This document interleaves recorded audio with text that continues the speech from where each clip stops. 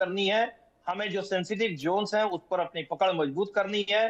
चीन की भी दखल-अंदाज़ी हो रही है, इधर अमेरिका की दखल-अंदाज़ी हो रही है। वस्तुतः मैं आपसे बताऊँ खुशबू जी, चीन और अमेरिका के बीच में होड़ लगी हुई है कि बांग्लादेश में कौन अपनी पैठ ज़्यादा मजबूत करता है। क्योंकि अमेरिका चाहता है कि बांग्लादेश में बैठने के कारण वह म्यांमार में भी हस्तक्षेप कर पाएगा, भारत को भी कंट्रोल में रखेगा और जरूरत अगर पड़ी तो चीन को कंट्रोल करने के लिए भारत के साथ मिल करके भी काम करेगा।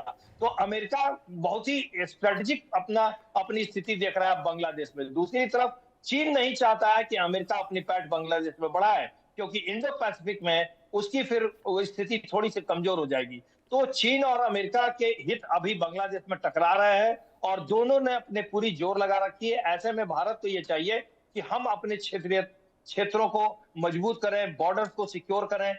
बॉर्डर का जो बाउंड्री वॉल बन रहा है उस पर तेजी से काम चल ही रहा है। जी। इसके साथ साथ जो चिकन नेक एरिया है वहां पर हमें थोड़ा सा जमीनी विस्तार करके उस एरिया को कंफर्टेबल करने की जरूरत है और वहां पर सैन्य सेंटर्स भी और थोड़े बढ़ा के रखे जाएं, क्योंकि अमेरिका की नीयत ठीक नहीं लग रही है। जी हाँ।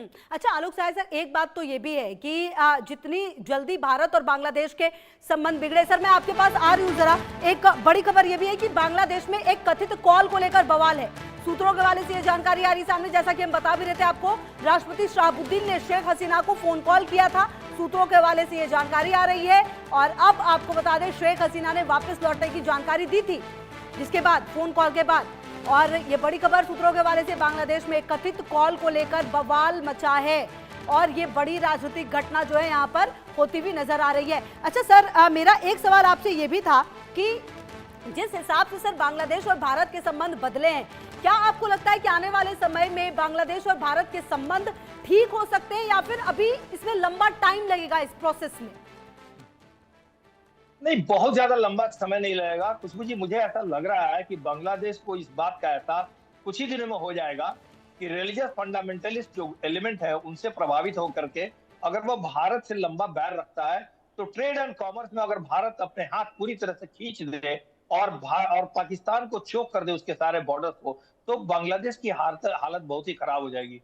वहां पर इन्फ्लेशन बढ़ जाएगा, वहां की आर्थिक स्थिति पहले से ही काफी खराब हो चुकी है। बांग्लादेश में डेवलपमेंटल प्रोजेक्ट्स नहीं आ रहे हैं। हालांकि चीन और अमेरिका चाहेंगे अब बांग्लादेश का विस्तार करना, उनके डेवलपमेंट के लिए लोन देना, लेकिन फिर भी अभी काफी समय लगेगा। तो भारत अगर थोड़ा सा अपने बॉर्डर को टाइट करे, थोड़ा सा आर्म ट्विस्टिंग और थोड़ी सी प्यार से दोनों बातें की जाए, तो शायद बांग्लादेश को अगर अकल होगी तो वो समझ जाए और भारत के साथ अपने संबंध ठीक करे। नहीं तो बांग्लादेश को बहुत ही बुरे दिन देखने पड़ेंगे। भारत, अमेरिका और चीन तीनों की तरफ से उसको झेलना पड़ेगा। जी हाँ, बिल्कुल। और सर कहीं ना कहीं जो बांग्लादेश है, जिस तरीके से यहाँ पर तमाम राजनीतिक गतिविधियां हो रही हैं, आम लोगों के लिए भी तो सर कितनी मुश्किल है, मतलब काफी कुछ बांग्लादेश ने पिछले कुछ 1-2 सालों में देख लिया है। जी जी बिल्कुल। देखिए, आप देखिए ना उस क्षेत्र में बांग्लादेश जो अपने समय में वो कितनी वहां की पैदावार, कितनी वहां की मिट्टी कितनी उपजाऊ है। वहां पर इंडस्ट्रीज पहले आप प्री इंडिपेंडेंस पीरियड में देखिए, ढाका का मलमल, ढाका की जो कॉटेज इंडस्ट्रीज थी वो विश्व में मशहूर थी। आज क्या हालत हो गई है बांग्लादेश की, एक गरीब देश बना हुआ है पूरे विश्व में। तो ये सिर्फ इसीलिए हो रहा है कि वहां पर जो एक फंडामेंटलिस्ट गुट है वो धीरे धीरे हावी होता जा रहा है और आम जनता उनके बहकावे में आ रही है। और यही कारण है, इस चीज से शेख हसीना ने बांग्लादेश को उभारने की कोशिश की थी, लेकिन फंडामेंटलिस्ट ने उनको वहां से उखाड़ फेंका।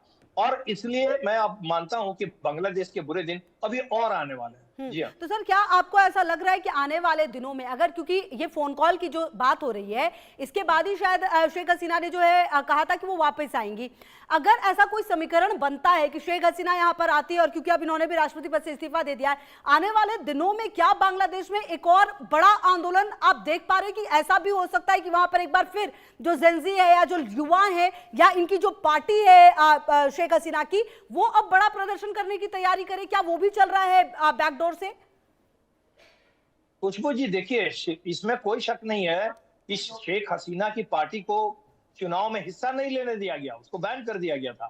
तो शेख हसीना की मेजोरिटी तो वहां है बांग्लादेश में, इसमें कोई शक नहीं है। लेकिन वो नरमपंथी हैं, वो उतने उग्र नहीं है, वो सड़कों पे नहीं आते हैं, वो आंदोलन नहीं करते, वो मरने मारने पे उतारू नहीं होते हैं। इसलिए उनका प्रेजेंस कम फील किया जाता है वहां के सड़कों पे।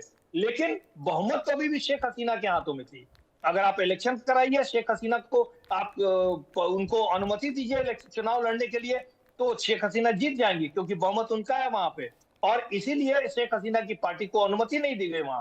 अगर ये सरकार में इतना इतना आत्मविश्वास होता कि इनका बहुमत है, तो उस पार्टी को बैन करने की आपको क्या जरूरत थी? तो इसीलिए शेख हसीना अब शायद अपनी जड़ों को मजबूत करके वहां पर वापस लौट के एक फिर से अपने पैर वहां पर फैलाना चाहती हैं। और इसके लिए उन्होंने क्या क्या किया है और ये अभी पता नहीं है।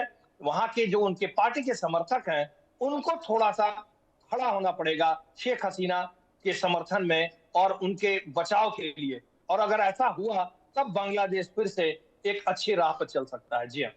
अच्छा सर, कहीं ना कहीं जो जैसा कि आप भी कह रहे हैं कि अभी भी वहां पर जो सरकार है वो मतलब कि शायद ये सोच नहीं पा रही है कि अगर शेख हसीना आ जाएंगी तो शायद उनको ऐसा लग रहा है कि सब कुछ फिर से बिखर जाएगा, जो सत्ता की लड़ाई है वो वापस से शुरू हो जाएगी, इसीलिए ऐसी हर संभावनाओं पर चोट करने की कोशिश क्या वहां पर जो भी सरकार चल रही है उसकी है सर? ये जी खुशबू जी, इसमें कोई शक नहीं है कि वहां की जो सरकार है उसके लिए बहुत बड़ा खतरा है और पूरी ताकत वो लगा देगी शेख हसीना नहीं आए बांग्लादेश में। और अगर आए भी तो हो सकता है कि उनके खिलाफ कुछ बहुत ही सीरियस स्टेप्स उठाया जाए, या हो सकता है उनको कैद कर लिया जाए, जिसकी पूरी संभावना मुझे लग रही है। तो ये सरकार जो अभी वहां पे है, वो तो निश्चित रूप से शेख हसीना को किसी भी तरह से बांग्लादेश में नहीं घुसने देने की कोशिश करेगी। और अगर आ भी गई शेख हसीना, तो उनको किसी भी तरह से कंट्रोल करेगी, क्योंकि वो जानती है कि अगर शेख हसीना आ गई और उनको थोड़ी सी भी छूट मिल गई, तो ये सरकार जो वहां है वो अल्पमत में आ जाएगी और पूरी ज्यादा जनता जो है वो शेख हसीना के साथ में है, तो ये सरकार उखड़ जाएगी। इसलिए सरकार अपनी पूरी ताकत लगा देगी शेख हसीना को रोकने के लिए। जी खुशबू जी। जी, बहुत शुक्रिया सर आपका मेरे साथ जुड़ने के लिए और इस पूरे मामले पर अपनी